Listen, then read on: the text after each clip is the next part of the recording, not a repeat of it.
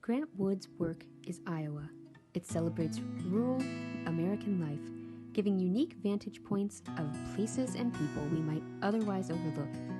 Like Iowa, there is so much more to this artist and the places he loved to discover.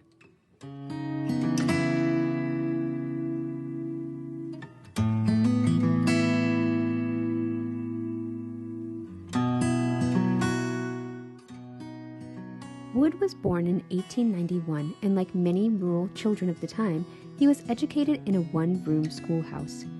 The Antioch School, which was built in 1872 by Edward M. Harvey, is just outside of Anamosa. Wood was a pupil at the school from 1896 to 1901. In Anamosa, 1838 to 1988, a reminiscence, Mildred Barker Brown wrote, "His interest in drawing began in his earliest childhood. He enjoyed presenting to his classmates his drawings of flowers and birds." Wood's fascination with nature carried into his later work as well. Many of his paintings depict rolling Iowa pastures, which are informed by his childhood experiences of growing up on a farm east of Anamosa. Wood once wrote in a letter, "Anamosa has always held a warm place in my heart." In 1947, the school was dedicated to Wood. A group called Paint and Palette purchased Antioch School and worked to commemorate Grant Wood's legacy here. The purchase price? A whopping $1. They lovingly restored the one-room schoolhouse using a photograph from the 1900s, according to an article published by the Gazette in 1964. A lot of work went into the 3-year restoration project. The original teacher's desk is in the Antioch School. The legs were shortened to provide a play table for youngsters, and wallpaper, similar to that used in the 1900s, was placed on the walls of Antioch School by members of Paint and Palette Club. Members searched attics and basements to find lamps and other articles of the period. The seats face south as they did when the school was built in 1972. Paint and Palette used the school as an art studio and gallery after they purchased it, until opening the log cabin that serves as their current workspace. The log cabin art gallery and the school sits on the same lot. In 2001, the school was added to the National Register of Historic Places.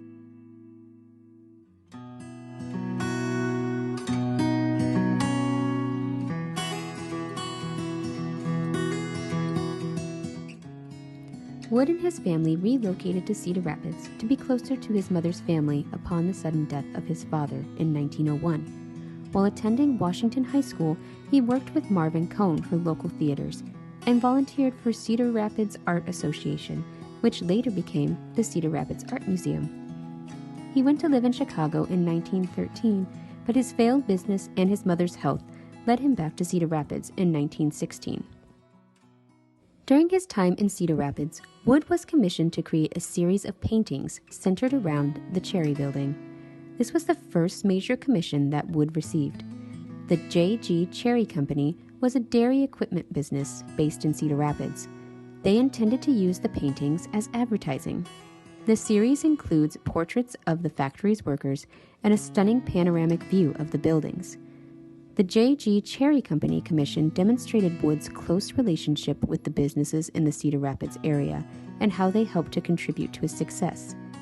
Many local proprietors would continue to be patrons of Wood's art throughout his career, including David Turner of Turner Mortuary.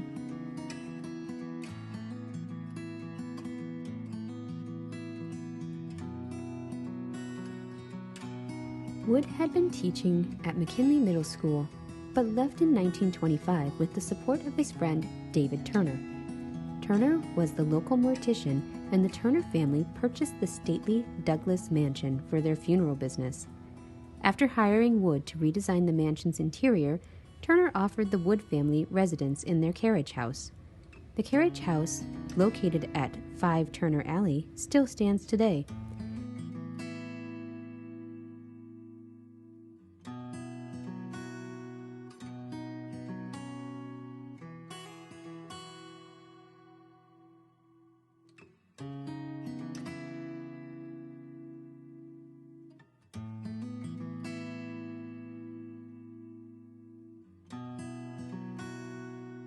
On display at the Museum of Art is the carriage house door to Wood's studio, which was made from a repurposed coffin lid.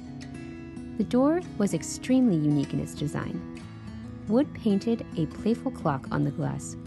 Around the edge of the clock is lettered, "Grant Wood is returning to the studio at," and a revolving metal arrow like a hand of a clock, pointing to either his time of return or options such as "is taking a bath" or "is out of town."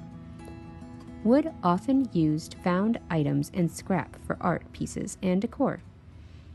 He lived in this studio with his mother and sister Nan until 1935. It's here that he painted some of his most famous pieces, including American Gothic. The Cedar Rapids Museum of Art owns the studio in Cedar Rapids.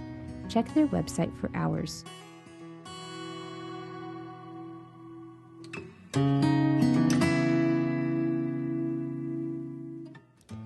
In 1930, Wood went from beloved local artist to nationally recognized regionalist painter when American Gothic won a medal at the Art Institute of Chicago's annual exhibition. American Gothic for many is the quintessential American painting, easily recognizable and often parodied. The Institute purchased the work, which it owns to this day, solidifying Wood's reputation. The famous White House with its iconic Gothic window was spotted by Wood on a road trip to Eldon, Iowa with local artist John Sharp. The earliest sketches of the painting are only of the house without the figures in front. It is believed that Wood was struck by the ornate window in a rather plain and utilitarian house. That observation is ironic because the window's design served a very practical purpose.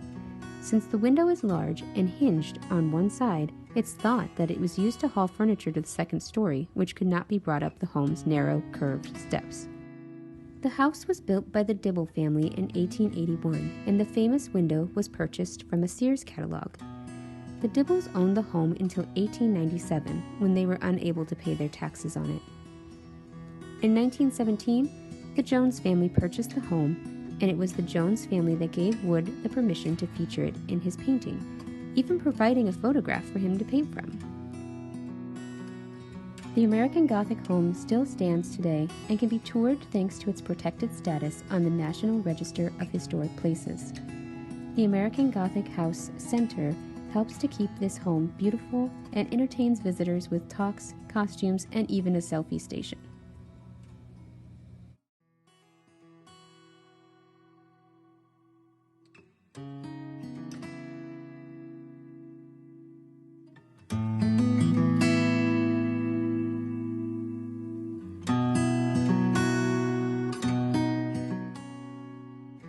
Wood's life dramatically changed over the next few years, starting with his appointment to director of the Public Works of Art Project Mural Project for Iowa. He also became a professor of art at the University of Iowa in Iowa City. At the age of 44, he married Sarah Maxon, an opera singer from Cedar Rapids, and moved to Iowa City in 1935. This was also the year that Wood's beloved mother passed away.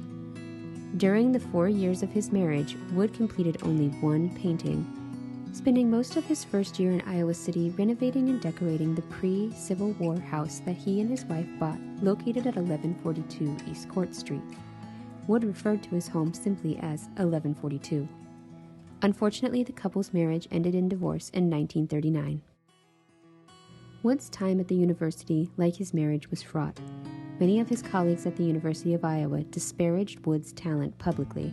They called him commercial, questioned his ability since he worked from photographs, and pointed to his lack of credentials since he had no formal education. Tensions continued to rise, culminating in an accusation of homosexuality in order to expel him from the department. Instead of firing Wood, the university sent him on a sabbatical for a year in 1940.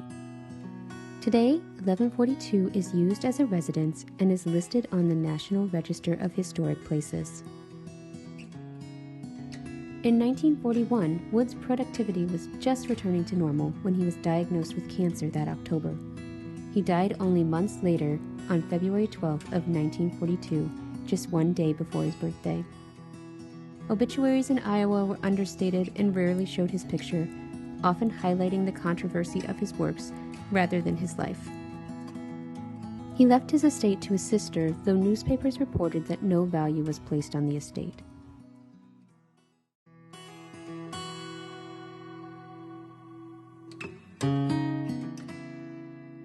To find Grant Wood's grave, follow a winding path through Riverside Cemetery in Anamosa, Iowa. Beside a river and up a hill to a quiet place, Wood is buried near his family's plot, marked by an enormous sleeping lion. Wood found the lion a bit ostentatious and is buried away from it next to his mother. His headstone is small and unassuming.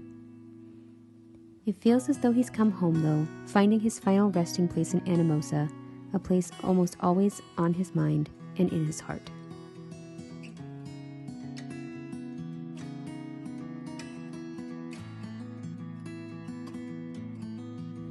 The Cedar Rapids Public Library would like to thank the Cedar Rapids Museum of Art, the largest owner of Wood's work, for partnering with the library on this project. They currently have an exhibit called Grant Wood Revealed, which showcases pieces rarely seen from Grant Wood's life. This exhibit is on display until May 16, 2021.